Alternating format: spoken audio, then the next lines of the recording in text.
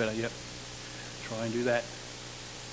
Well, thank you for having us back at your church again. I know several of my colleagues have been here before. Now, in the main service, I plan to talk about Genesis in some depth, about why it matters, what's important about Genesis, how did the rest of the Bible understand Genesis. But in this talk, I'm going to try and talk more about dinosaurs and where they fit into the Bible, as well as give you guys a chance to ask me questions, okay? So you can ask questions about Genesis, whatever questions on Genesis, creation, the Bible that you want to ask, okay? Just to let you know, I guess by now, you know I'm not from this country, right? Here's where I come from.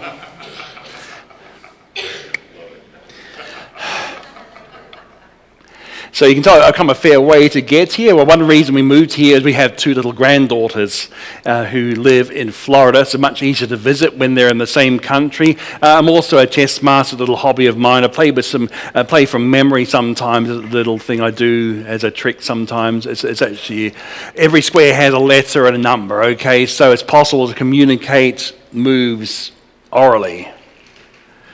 And I played with some good people in my time. I'm also ethnically Jewish. I guess I can tell Jewish jokes and French jokes and get away with it, okay? And why would a Jewish boy like me believe in Jesus or Yeshua? Well, one reason we have so many prophecies fulfilled in his first coming. And some of those prophecies have an expiration date on them. So it means only he could have fulfilled them. So there's a book and a DVD combination here, where the DVD I did the DVD, and another Messianic Jew did the book there. One of my favorite books about how he fulfilled it. Shows how the rabbis interpreted these passages as the Messiah, all those things, almost like a sermon in every chapter in that one.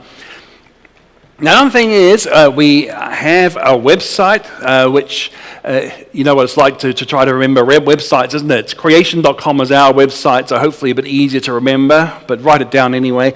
And it has almost 12,000 articles on it. Now, one way to be connected to our website, which has so much information, is our free email newsletter. It's called the InfoBytes. And now we actually have a chance to sign up for our InfoBytes newsletter, and we promise not to spam you or to sell your address for any third party. So these nice people are going to start passing around the sign-up sheet, name and email, and then you can be connected to our website, find out creation speakers in your area, some startling. If you see something in the newspaper that seems to push evolution or the Big Bang or missing link, well, we'll have an answer to that almost the very next day, next few days. And almost every, please go past, thanks guys. Almost every Easter and Christmas you find someone in the media trying to knock Christianity, it's the sort of thing they do every Easter and Christmas. So we try and have something ready for that as well. Now, since I was last here, we've had quite a few things have been produced here. Like you might have heard that no real scientist believes the Bible. Well, here's a book to prove that wrong. It's called Busting Myths. That was written 2015. 30 PhD scientists who believe the Bible. Another book, 2015, is this 800-page commentary on Genesis 1 to 11, which shows, for instance, what the Hebrew text means, also defends the text scientifically, hopefully very readable, designed for everyone to read, but also how did the New Testament authors, how did Jesus understand Genesis? Well, I'll talk a bit more about that next session, but this goes into it in a lot of detail. And also, I just want to remind us of what we're supposed to be doing, is to be ready to give an answer to everyone who asks you to give the reason for the hope that is in you. We're supposed to have reasons and answers for what we believe. There's nothing in the Bible that says you check your brains at the church door. And one way to think about this, though, is we have lots of questions that keep on coming up. And I'll talk about some of these this session about where did dinosaurs fit in the Bible and how did they get on the ark? Where did different races come from if we all came from Adam and Eve? And where did Cain get his wife when he wasn't Abel? And these are all found in this book called the Creation Answers book, which has 60 questions and 20 chapters, and it comes in this pack here called the Starter Pack, and it has my first book designed for the high school. You've got kids going through high school, then this might be the book for them, as well as a free DVD in this pack, so it's a real Jewish bargain. Another book you might like, if you're interested in more than just the creation issue, how do you defend Christianity in general? But why do we believe the Bible's God's word, or that Jesus rose from the dead? How do we deal with other religious claims like Hinduism or Islam or atheism, which is a religion? Now, this book might be the one to have a look at, Christianity for Skeptics. Now to talk about dinosaurs, which is what I'm meant to be talking about, how do you fit them into the Bible? Well, the Bible actually has enough information to explain dinosaurs. You have to make certain logical deductions from what the Bible says, but the Bible does tell you about dinosaurs. In general, the Bible is the history book of the universe. So that's the way we should look at things, through biblical glasses. Now, for instance, if you go to Genesis 1, you can find out where dinosaurs began, because on day 6 of creation week, we see that God made the beasts of the earth according to their kinds. And beast is a very general term for land creatures. And according to their kinds is a phrase used a lot in Genesis 1. It's quite clear that God didn't make one kind to evolve into lots of different other kinds. God created distinct kinds of creatures. And on day 6, God made man. See, both male and female were created in God's image, and both were given dominion over the rest of creation, but they were made on day 6, and so were dinosaurs. And so the logical outcome of this is that dinosaurs and man lived together. At least they lived at the same time. So one question that arises from the skeptics is, well, okay, if they lived at the same time, why don't we find them fossilized together? Well, when someone asks the question, often what you should do is try and get behind that question. What is the assumption behind the question? The assumption there is if things live at the same time, they should be fossilized together. But how true is that assumption? Well, I'll give you a counter-example. What we have in the foreground is called a coelacanth. You may have heard of it. I mean, for many years, they thought the coelacanth had died out with the dinosaurs because of the fossil record. But of course, we now know coelacanths are alive and well today. Now, in the background, that's a whale flipper. Now, we know coelacanths and whales live in the sea today, but they're not found fossilized together. So this shows just because things live together, it doesn't guarantee they will be fossilized together. And this is one of many examples of things that live together but are not found together in the fossil record. See, the fossil record is actually not a sequence of age. Despite what they'll tell you on Discovery Channel, National Geographic, the media, the government school system, the fossil record is actually a record of burial, mostly by the global flood of Noah's day.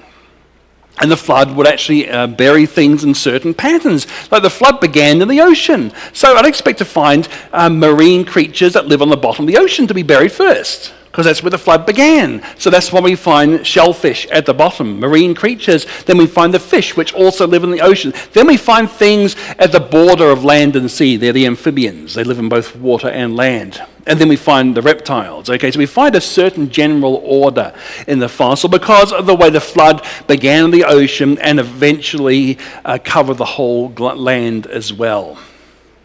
Now, among the things fossilized were dinosaurs. And this is one example of a dinosaur bone. You see how huge some of these creatures were, that a man just doesn't even come up to his knee. Even the tallest man that ever lived would barely come up to the knee of this creature. This is a Brachiosaurus. See how enormous this creature was? It looked a bit like a giant giraffe, but it's sort of 20 to 50 times heavier than a giraffe.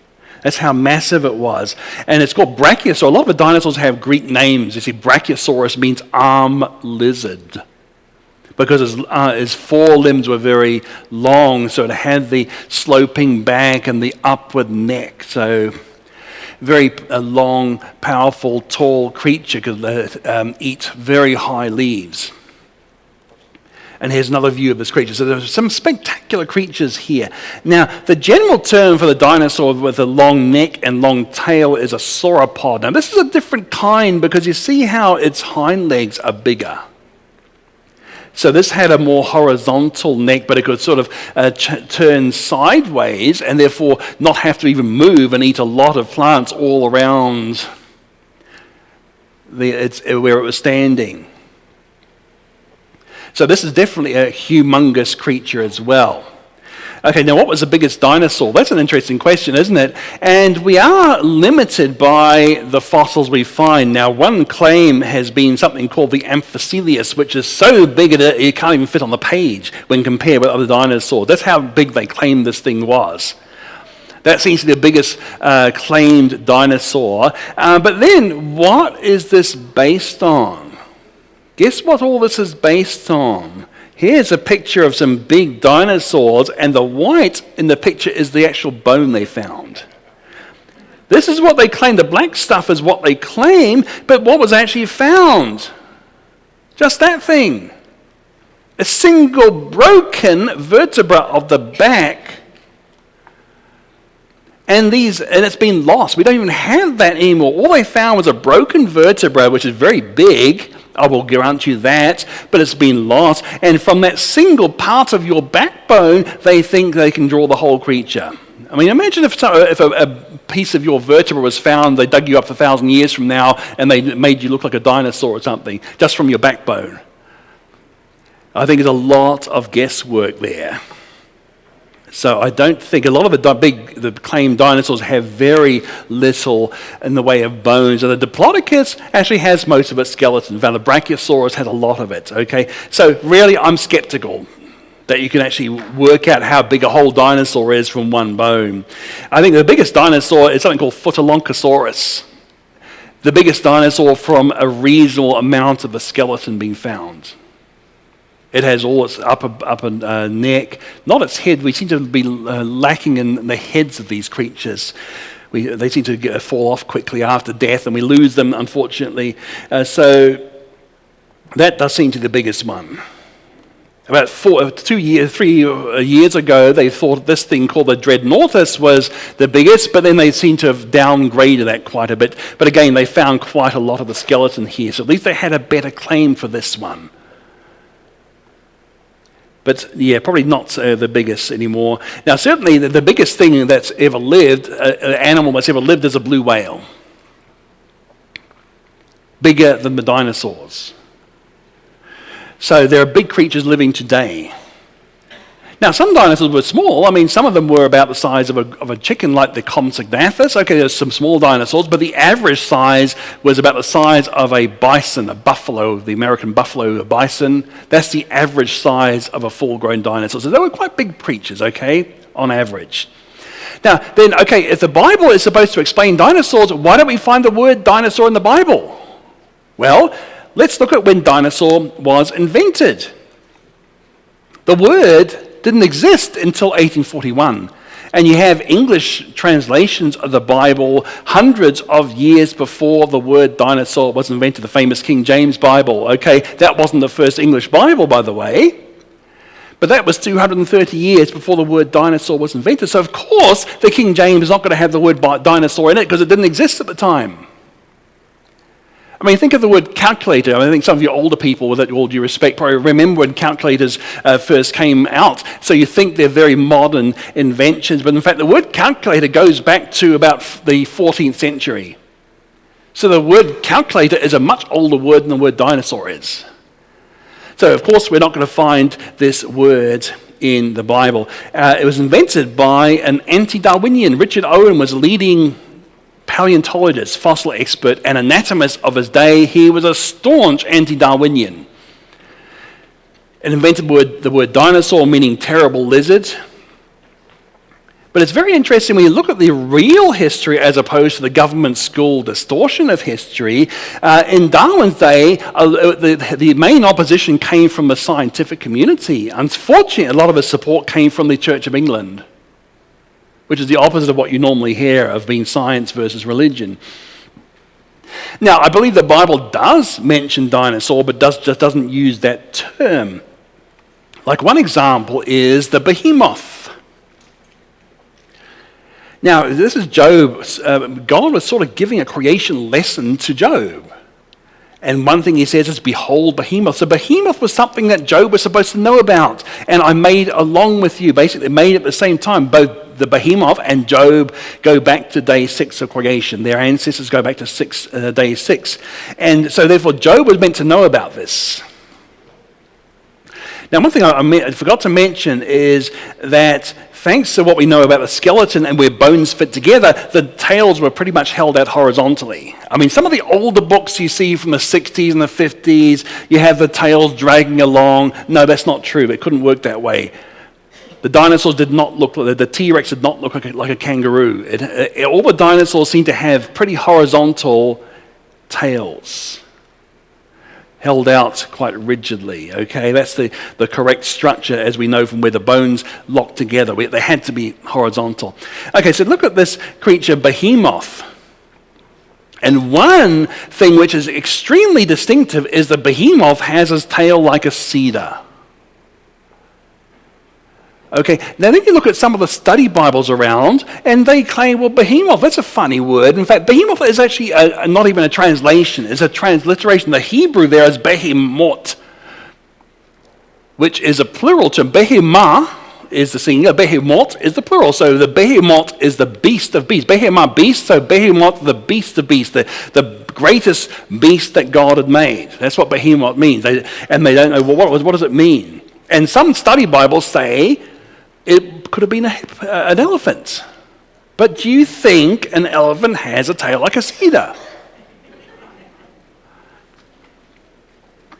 I don't think so somehow. Now, what about a hippo? Does a hippo possibly have a tail like a cedar? No, look, here is what a cedar looks like. They are the biggest tree in the area. So when God is comparing a tail to a cedar, it's saying it's a massive tail. This is not an elephant or a hippo tail. It's not this, it's not this. But it could be something like this. And when you go back to one of the recent dinosaur discoveries, the Dreadnoughtus, the people who discovered this say, well, because of the muscle, you could tell from the bones they had very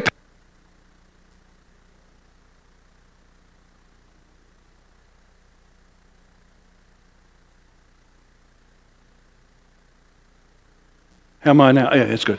Okay, so because of the very powerful muscles, they described it as a 30-foot long weaponized tail. Incredibly powerful long tail. So that's when God is describing a tail like a cedar, he is describing something like the Dreadnoughtus or the Photolongosaurus with these incredibly strong, large, powerful tails. Now, what about other evidence for dinosaurs? Well, there are words like dragons. The Bible has a word dragon. It's the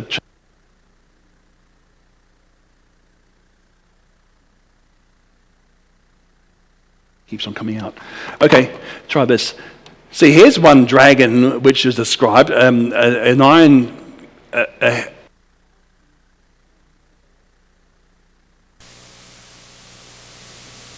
Can I use this instead, maybe? Okay.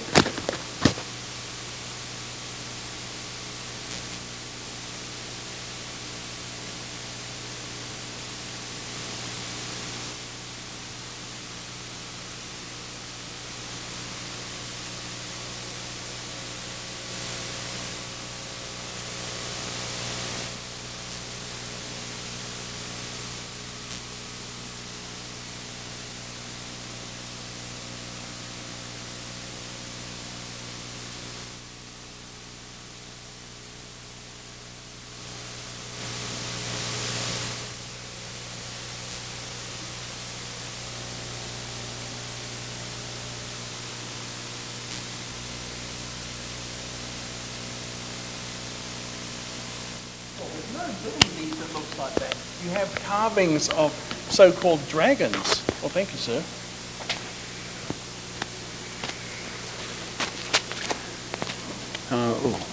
Lucas. Let's be around. Okay.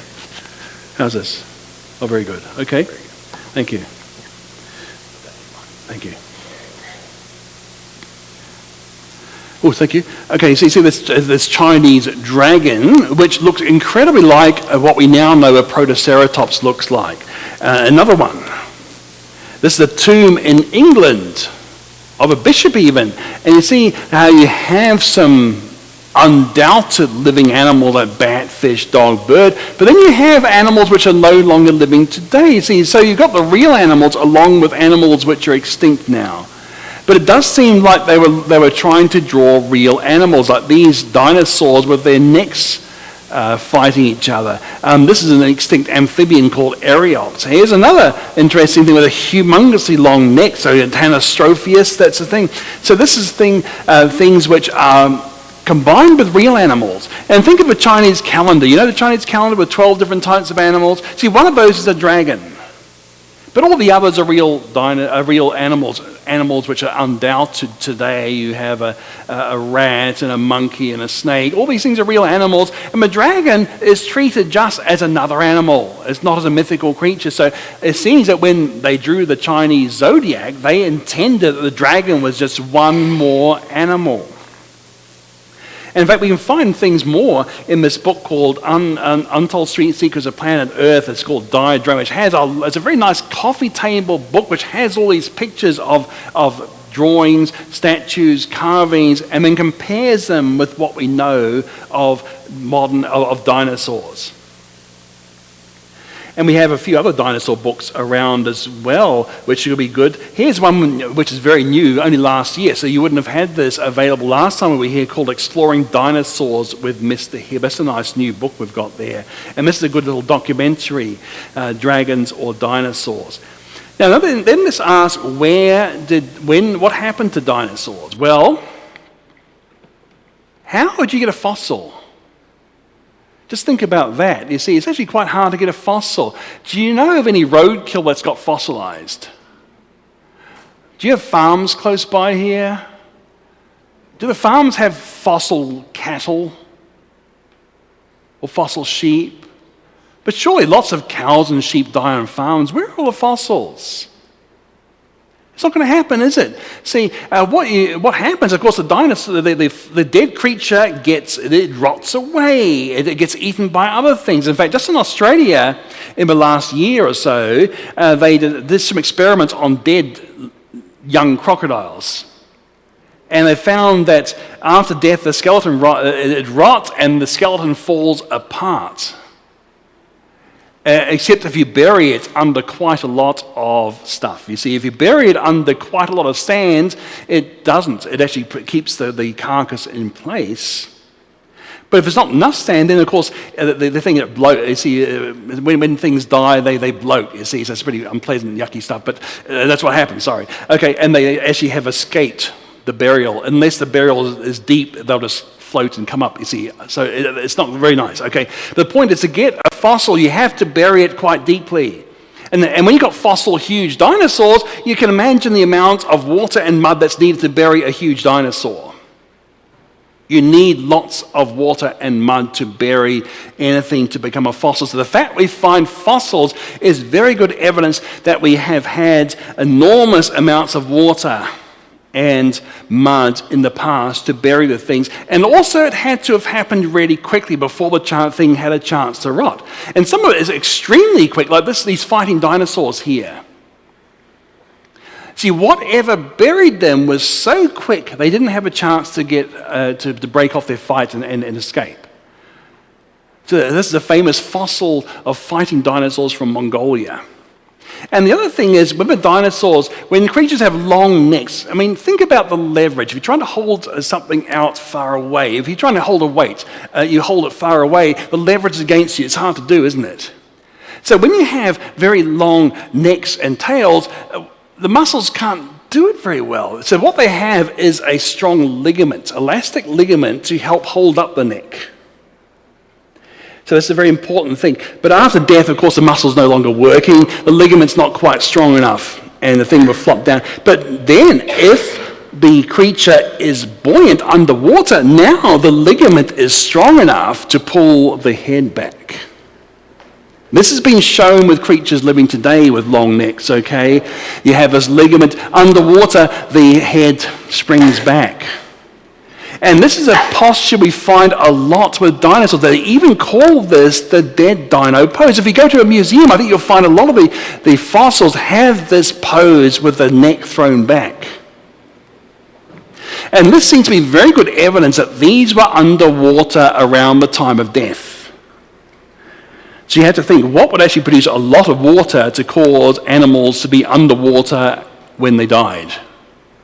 And then buried in that position before it had a chance to change that position. So you got this drowning, and then the submersion, so the neck is thrown back because of the strong ligament there, and then you're then buried by lots of mud. You see, this is what the flood would provide. Both this death posture and the fact that we have these enormous fossils are still pretty much in the right place. Another thing, in dinosaur bones, they've found blood cells. Now, of course, this was a shock even to creationists, actually. I think creationists were very surprised, because you think about how long would your ham sandwich last on the windowsill? Not very long, would it, or if it was buried. But the thing is, you see, when they're believed to be millions of years, these people were just totally incredulous. How could blood cells survive that long? 65 million years? I don't believe it. So they tested and retested, okay? And then the more discovery, they found soft tissue. And they dissolved the bony material, the hard bony material, and what was left behind were blood vessels. Your bones have blood vessels in them, okay? Your blood is actually generated by bone marrow, so you've got blood vessels through your bone.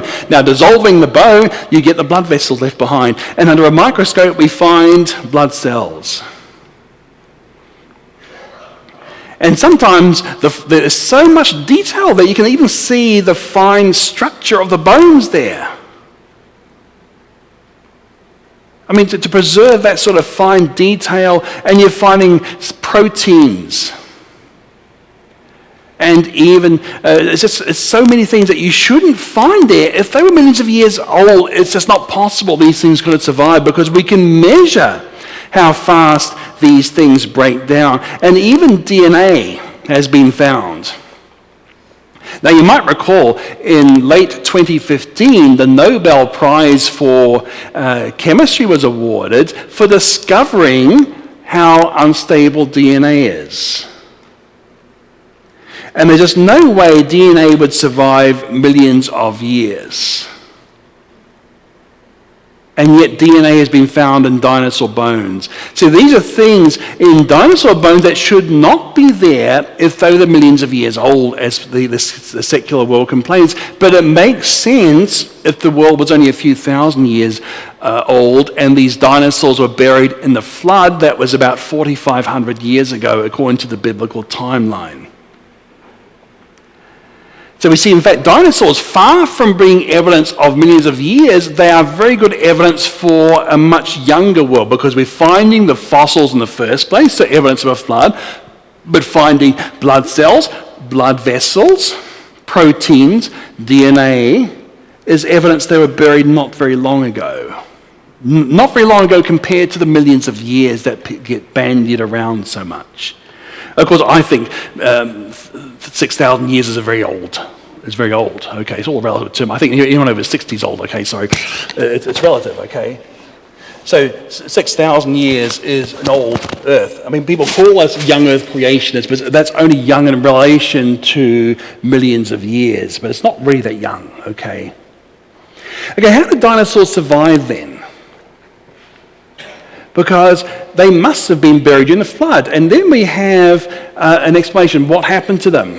Well, unfortunately, too many chilled kids' books have this silly bathtub ark. Please don't do this, because kids are visual. And of course, they're being taught about different myths and legends in the school, the Greek myths, the Roman myths, the Native American myths, all these sort of myths. And they see this, they think, well, make the Bible just another myth. No, the Bible is a book of history revealed by the Creator. Okay, but it doesn't, the ark was not like this. Please get rid of this. There's no need for it. I mean, you can have child-appropriate arks which still show how huge it was. Because the Bible went to the trouble of giving the size of the ark. See, 300 cubits. See, if you take a cubit as a conservative 18-inch cubit, That makes 450 feet, which is longer than a football field. You see, my cubit, elbow to fingertip, is about 19 inches. So we're using a shorter cubit than mine. And it's still a very long vessel. See, and also it's a very wide vessel too. See, 50 cubits wide. Now, think of this. The interstate lanes are 12 feet wide. So the ark will be wider than 6 lanes of the interstate. So imagine if that was on I-85, okay? It would block up the whole highway. And it's so high that it's a 4-story building. Now, I have the what do you call these things? Semi, do you? See, Australia, it's semi, okay? Semi-trailer truck, okay? Britain, it's artic for articulated lorry, okay? Different things. So, but these are often used to transport animals. They have decks inside. They're very big. You can see how big they are when you're driving along and blocking all the lanes on the highway, right? Okay? They're very big vehicles. And it's so big, these vehicles here, that it can carry 300 sheep, each weighing over 100 pounds. And they can carry 180 pigs weighing 250 pounds each. So lots of animals can be carried on the semi, okay? That's how they're transported. But the ark, you can work out, has a volume of 340 times that. That is huge. I mean, if you had a fully laden ark, if you tried to get the cargo off the ark with semis, the line of semis would be 6 wide and half a mile long. So when you have things like this, the ark was a massive, massive vessel, okay? It wasn't a silly overgrown bathtub.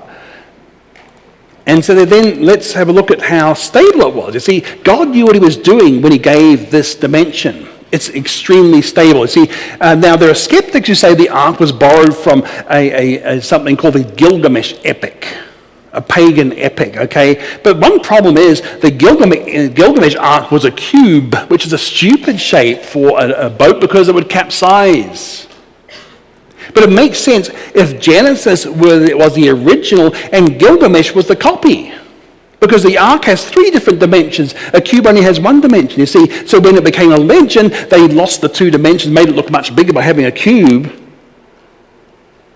So clearly the Gilgamesh is the copy and the Genesis is the original. And the Genesis ark is incredibly stable. It's almost impossible to capsize it. You could take waves several times bigger than a tsunami and it still would not capsize the ark. That's how incredibly stable this is. People have done the modeling. Some Korean naval architects have done the modeling. It's almost impossible to capsize it with even the biggest waves we see today.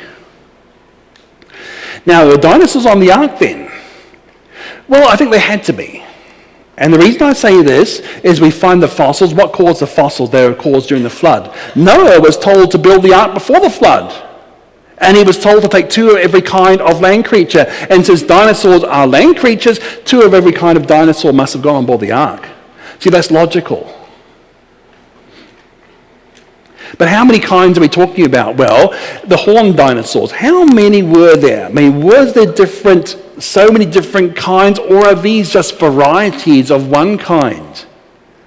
I think it's varieties of one kind. When you think of dogs today, you know these things are actually the same species. If you dug them up 1,000 years from now and never heard of these things, you'd call them different species, different gender. You'd think they were different kinds, but in fact they're the same kind. They can even interbreed. I think you have to do it artificially, but they can interbreed. And maybe I think there are only 50 or so different dinosaur kinds. Even though you have lots of different names, there may not have been so many different kinds. And I'll give you an example with the sauropods, the big dinosaurs. And look at these heads here. See, these heads, I think, are the same. Yet these are classified as different kinds. So I think what we've got here is the Diplodocus was a long, skinny version of Apatosaurus. And another thing we've found in the last 10 years or so is they've given different names to babies as to adults. So Dracorex is probably a very young dinosaur. As it grew a bit older into a teenager, it became a Stygimoloch. And then it was fully grown, it became Pachycephalosaurus. But they're the same thing. So Noah wouldn't have had to take 3 pairs for this, but just 1 pair. And it seems even the evolutionists are saying that a third of dinosaur species may never have existed, but at different stages in the growth of other known dinosaurs. And the famous Triceratops, it seems that when it grew older, it became a Torosaurus as this frill hollowed out. It seems this frill was ready for display more than for protection. And so as it grew older, the middle hollowed out and it became a Torosaurus. So it looks like they're the same creature once again. So when you think of how many kinds, not as many as people think they were. Now, some dinosaurs weren't big, or even though I say the average full-grown dinosaur was the size of a buffalo, there were some small ones. And even the big ones hatch from eggs no bigger than a football. So you just can't get an egg bigger than a football. We never find eggs bigger than a football. You couldn't get it because, you see, the embryo in the egg has to breathe. It breathes through the shell. The oxygen comes from outside to the shell. You see that your chick is actually breathing through the shell. Now, if you have a bigger and bigger egg, needs a thicker and thicker shell. So get an egg bigger than a football, you find that the shell would have to be so thick that it blocked the oxygen out, you see. So that's a limit to how big an egg can be. So even the biggest dinosaurs were once little dinosaurs. And in the last 10 years, they've looked at growth rings on dinosaur bones and worked out how fast they grow. And every dinosaur that's been analysed goes through the same pattern of a very sharp growth spurt and levels off. You see, it starts slowly, shoots up suddenly, levels off. Now, God was the one who brought the animals to Noah. Noah didn't have to fetch them. God brought them, as Genesis tells you. And see, why would God just bring a 4-year-old, a Apatosaurus? Why bring this 20-ton monster? 30 tons, whatever. Why not bring a 1-ton creature? And you see, all through its time, a whole year on the ark, it's hardly got any bigger. But once it gets off the ark, it goes through its growth spurt, 5.5 tons a year.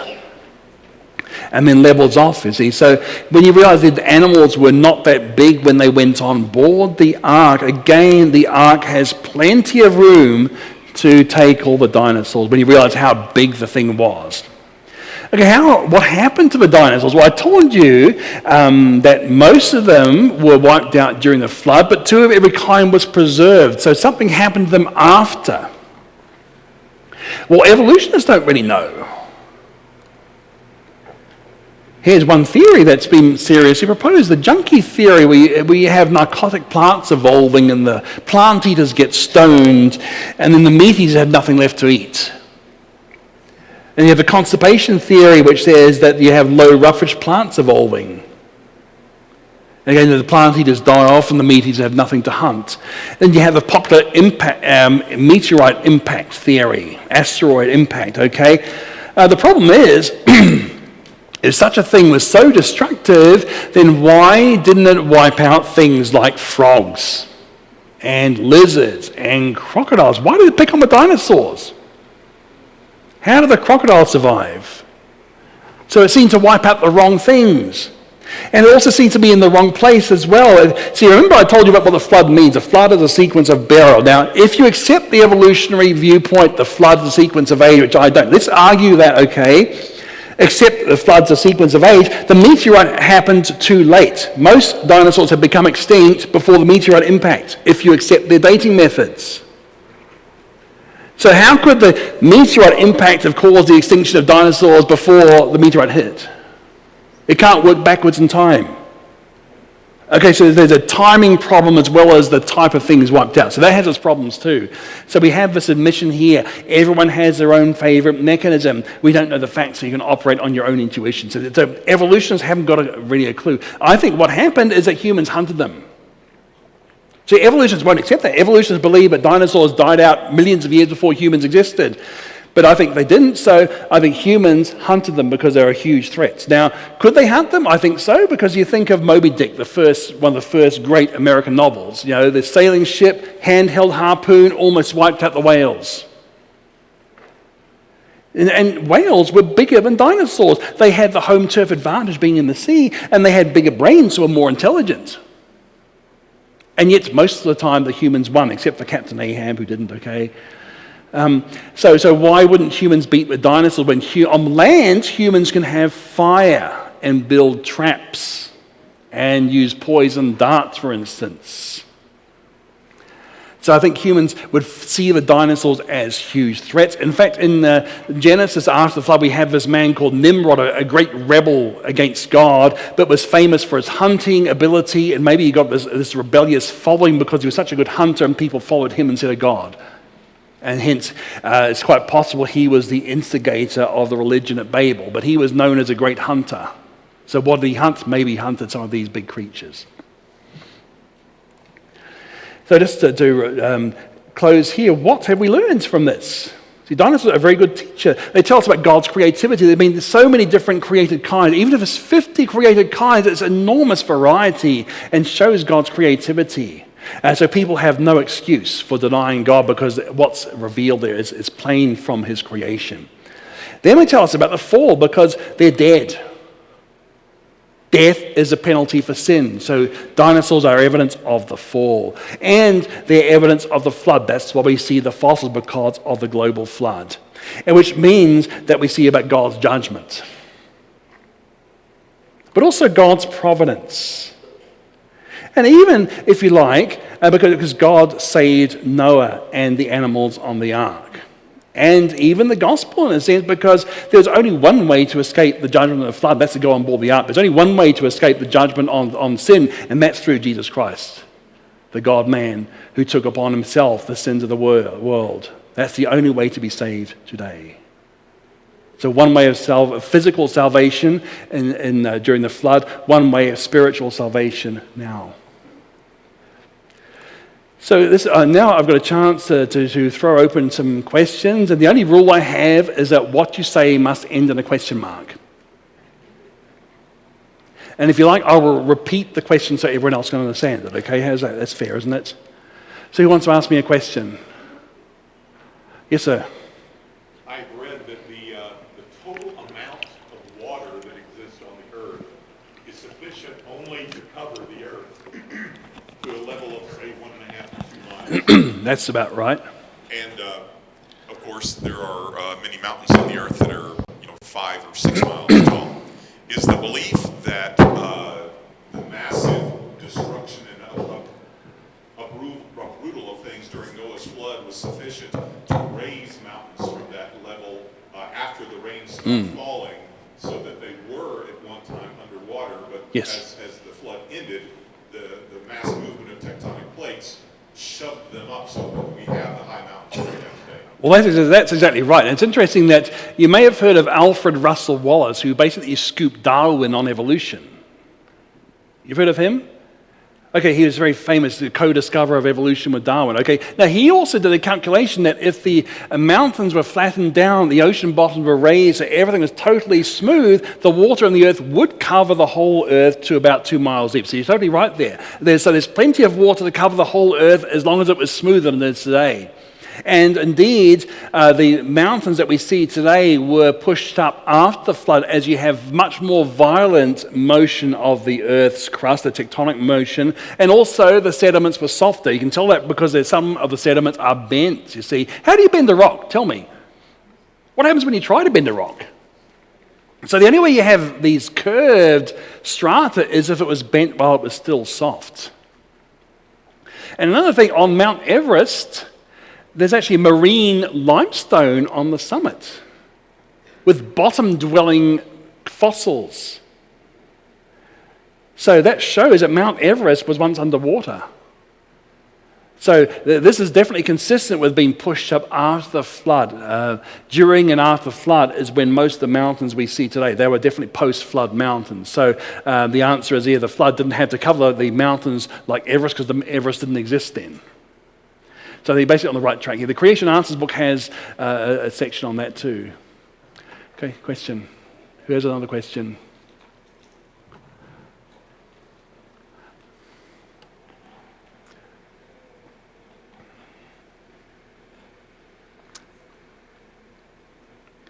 Might be your last chance for a couple of years.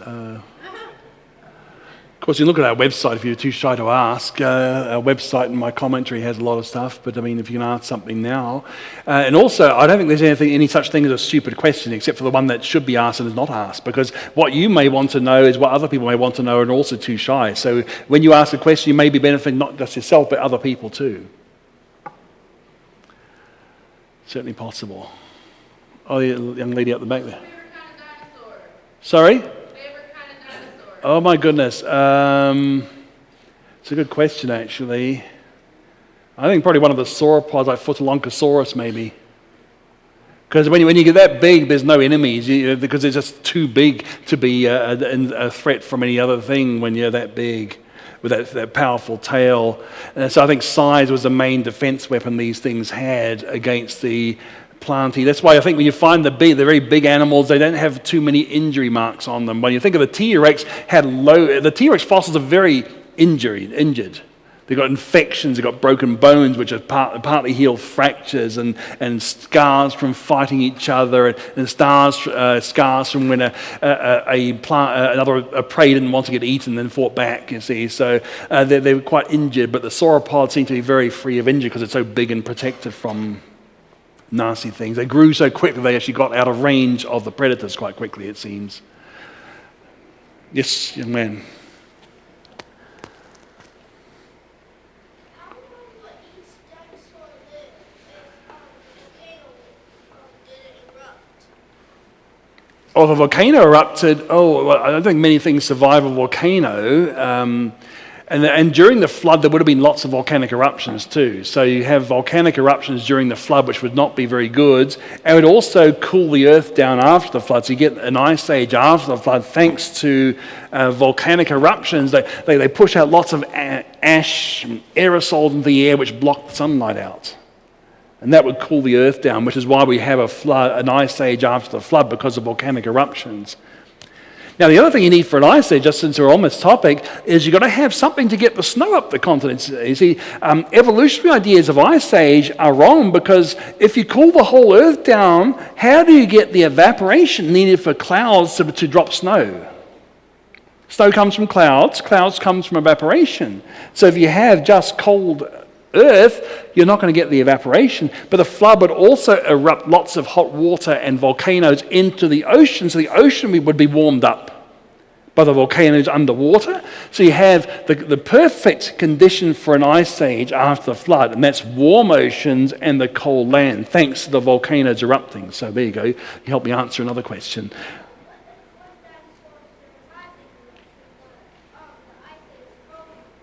How old would a dinosaur get if it lived a full natural life?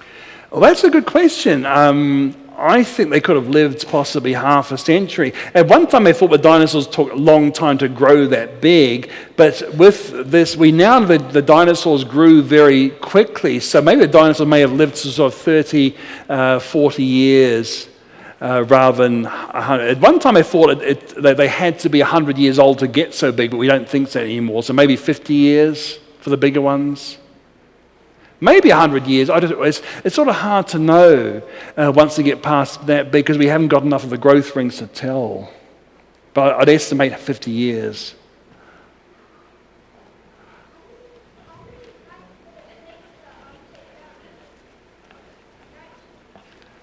How many... Sorry, I don't actually quite hear that, sorry.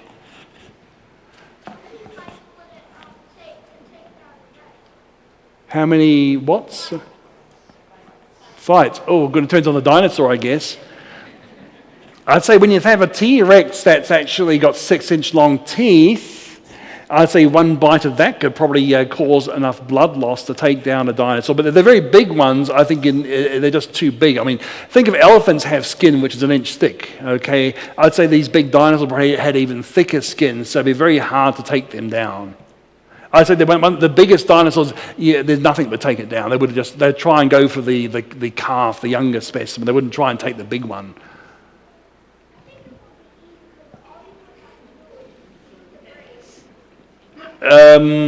Maybe, but of course, how do you get to the brain of something like this? You can't reach it. I think you'd actually get hit by the tail if you tried to as well. this tail would probably take a predator out. Yeah. There's a lady over here, I think, yeah.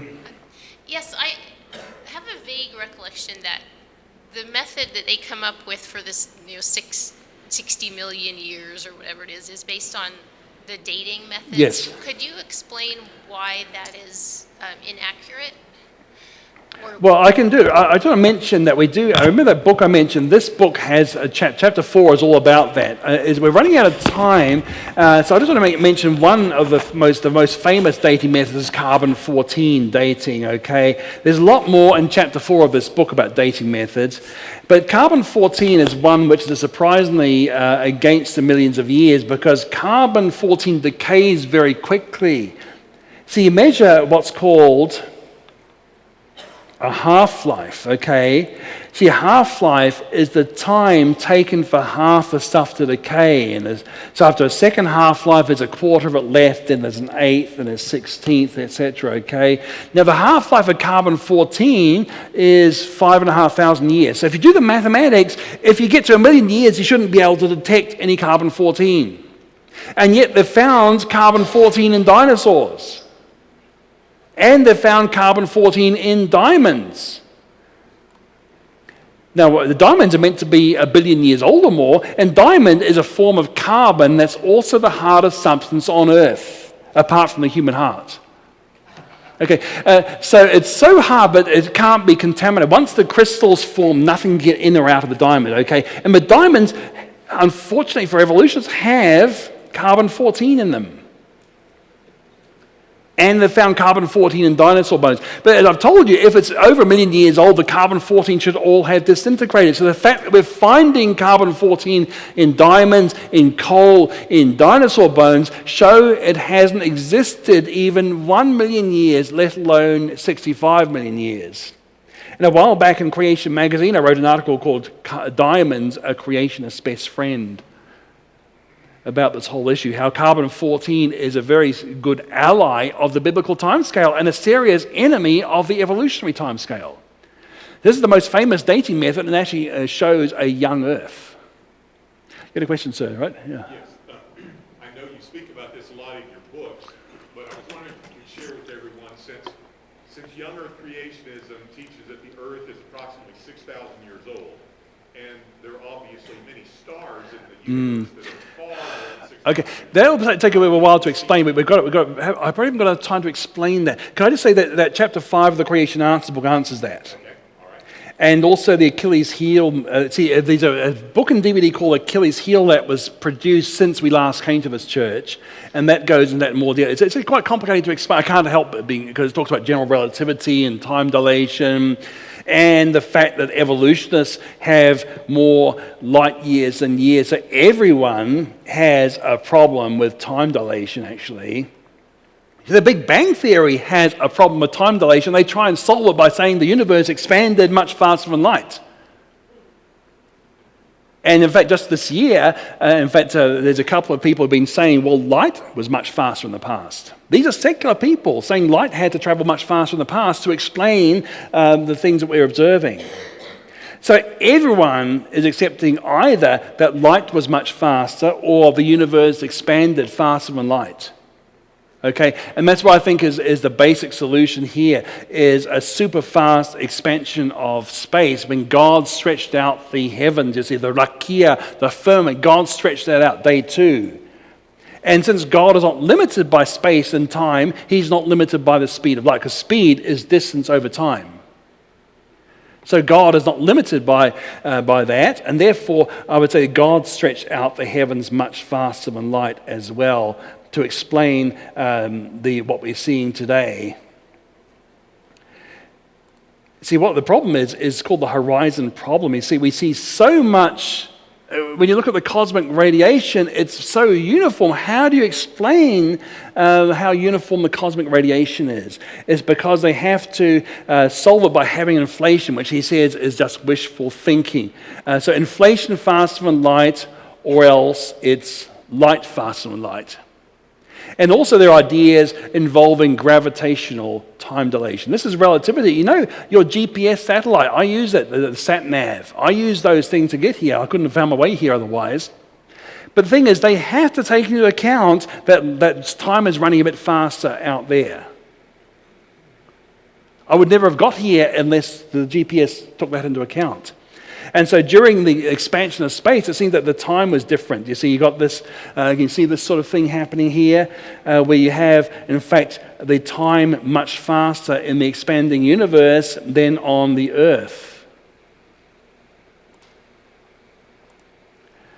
So the creationist views have time different during this expansion phase.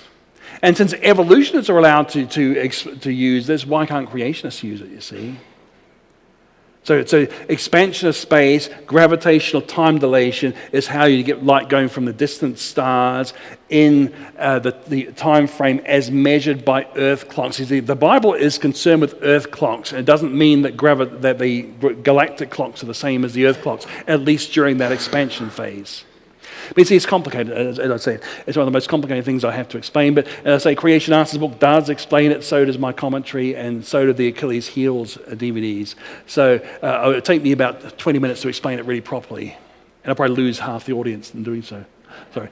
Who's got another question? Maybe one more question? Yes, sir. So if the dinosaurs had to be incredibly small when getting onto the ark, that means they had to be pretty young. So does that mean that they wouldn't really need their parents to know how to live after the ark? Or might that be a contributing factor as to why we don't see it? Well, I mean, I also wonder how a lot of these creatures did not seem to need parental care, actually. It seems a lot of creatures, the reptiles, so they don't need that much parental care. See, birds, mammals do, but it seems that reptiles are almost ready to go right from the start in a lot of cases. And when I say they weren't babies, I don't think, because I thought the Apatosaurus might have already been 1 ton, so it's had a bit of growth by then, so it's not quite a baby. But I think once you get to the stage of about 4 or 5 years old, I think you're pretty well trained. So I think that would not be too much of an issue. Well, that seems like a good time to end. So I hope I'll see you back at the May. Oh, okay, sure. Yes, ma'am. I hear you. I see you. Yes, okay. I'd have to let you get the microphone. I'll be glad to help you. How many dinosaurs were there in the world? How many? Does that mean dinosaur kinds or dinosaurs total?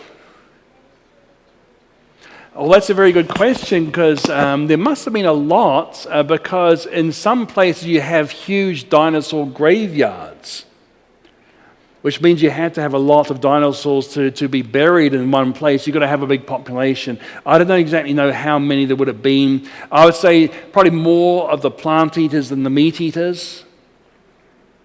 You always have that. When you have a meat eaters and plant eaters together, you always have more plant eaters because they're the prey for the meat eaters, okay?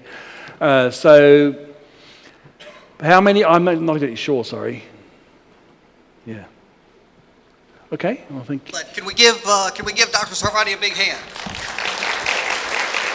Thank you so much for that presentation. We're gonna be back in about 15 minutes with a presentation on the 6 days of creation. So hang around. We've got some coffee and snacks in the back if you want to avail yourself of those. Bathrooms are down to that direction, whatever that is for you. And so we'll see you back in about 15 minutes. Thank you so much. Turn this off, not to wear the